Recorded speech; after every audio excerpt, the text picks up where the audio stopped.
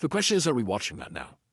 So I think we are. And from what you've said publicly, I think on Iran in particular, you and I disagree. And all right, let me contrast it when Obama was president.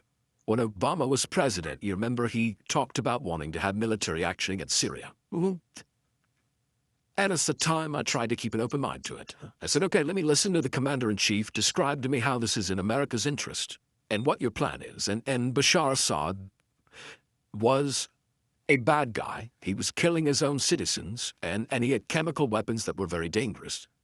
I could conceive of a commander-in-chief laying out a plan for, okay, we're going to go in and say, grab the chemical weapons and lead. Like, I could see that if there was a real threat to America and there was a plan to prevent that, I could see supporting that. So I wanted to hear what he had to say. And I listened both in classified briefings and public questioning. And number one, their public defense of it was incoherent. So John Kerry said, we're going to engage in an unbelievably small strike. I think that's a quote. I'm like, okay, and to do what? At the time, there were 9 major rebel Islamic groups in Syria. I'm like, okay, I agree, Bashar Assad's a bad guy. You topple him. And one of the 9 other groups takes over. 7 of them were affiliated with radical Islamic terrorism. We had al-Qaeda and al-Nusra. I'm like, wait, how is it better to have lunatics who hate us in charge? Assad's a bad guy, but I don't want worse guys in charge. Obama administration couldn't give an answer to that. And ultimately, when you press them, John Kerry in particular, I pressed, and he would say, well, we need to defend international norms. Like, what the hell's an international norm? I don't know what it is, but I'm not interested in putting U.S. servicemen and women in harm's way to defend one. Amen. So I opposed the Syria attack and opposed it vocally.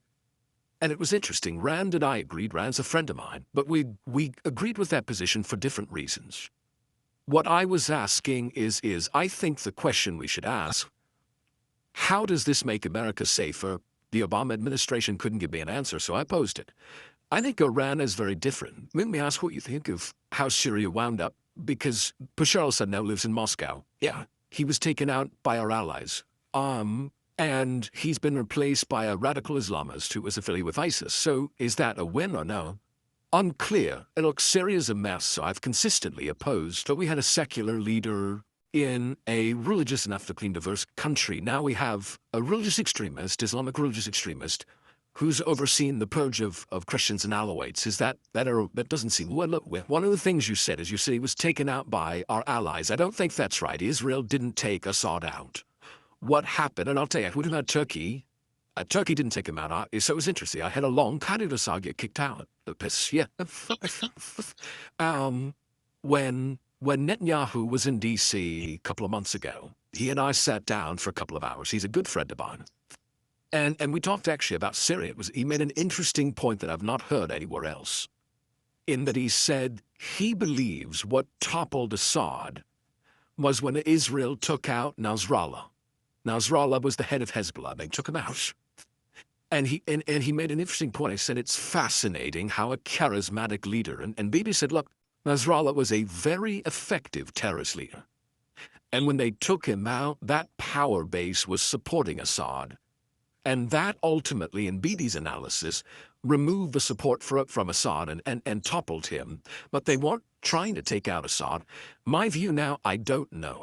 So you don't think that, and I don't, it is very confusing, and I don't know that anyone really knows all the details, but you don't think that Israel or Turkey or NATO ally Turkey played any role in toppling Assad?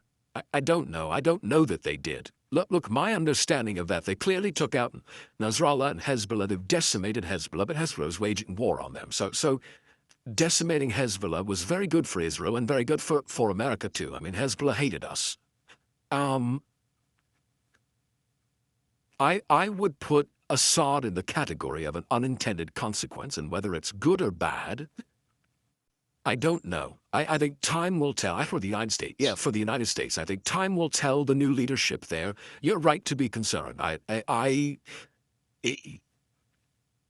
step back and let's talk regime change generally. I mentioned Syria. I also opposed the Iraq War. I think the Iraq War was a serious mistake.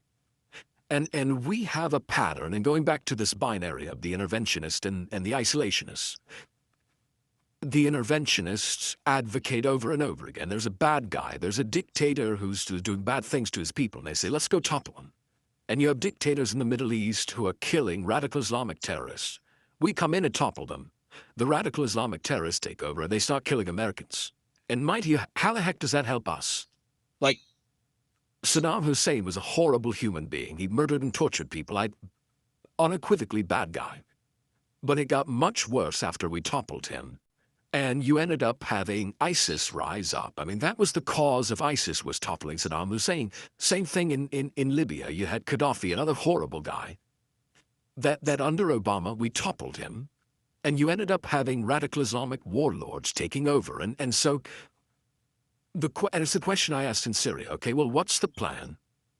And how is this good or bad for the United States? And so I don't think with Iran, I view Iran as very different from Iraq.